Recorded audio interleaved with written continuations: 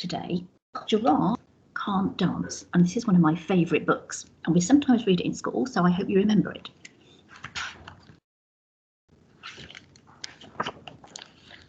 Gerald was a tall giraffe whose neck was long and slim, but his knees were awfully bandy and his legs were rather thin.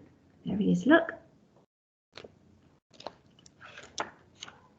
He was very good at standing still and munching shoots off trees, but when he tried to run around, he buckled at the knees.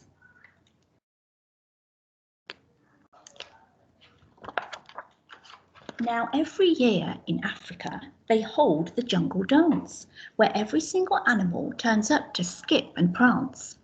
And this year, when the day arrived, poor Gerald felt so sad, because when it came to dancing, he was really very bad. And there he is, feeling rather sad. The warthogs started waltzing, and the rhinos rock and rolled. The lions danced a tango, which was elegant and bold.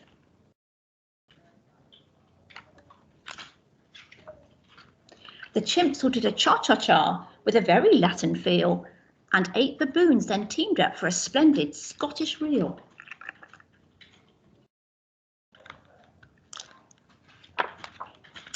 Gerald swallowed bravely as he walked towards the floor, but the lions saw him coming and they soon began to roar. "Hey, look at clumsy Gerald," the animals all laughed. "Giraffes can't dance, you silly fool. Oh, Gerald, don't be daft." And there he is.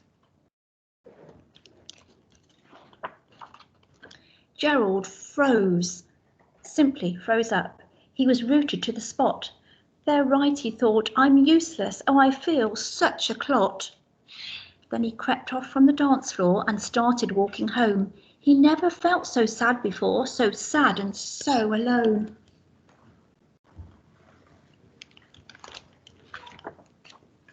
Then he found a little clearing and he looked up at the sky. "The moon can be so beautiful," he whispered with a sigh. And there he is, looking at the moon. "Excuse me," coughed a cricket, who'd seen Gerald earlier on, "but sometimes when you're different, you just need a different song." And can you just see up here, there's the cricket talking to him.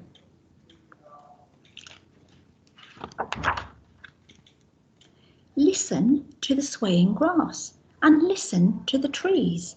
To me the sweetest music is those branches in the breeze. So imagine that the lovely moon is playing just for you. Everything makes music if you really want it to." With that, the cricket smiled and picked up his violin. Then Gerald felt his body do the most amazing thing. His hooves had started shuffling, making circles on the ground. His neck was gently swaying and his tail was swishing round.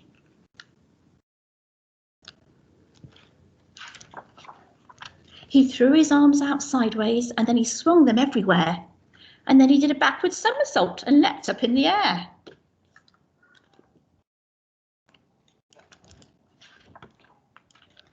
Gerald felt so wonderful. His mouth was open wide.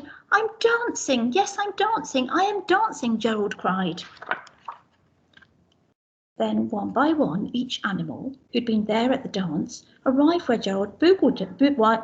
while Gerald boogled on and watched him quite entranced. They shouted, "It's a miracle, we must be in a dream. Gerald's the best dancer that we have ever seen." "How is it you can dance like that? Please, Gerald, tell us how." But Gerald simply whizzed around and finished with a bow.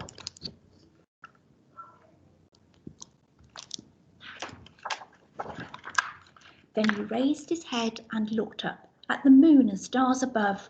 "We all can dance," he said, "when we find music that we love." I hope you enjoyed that story as much as I did. Bye for now.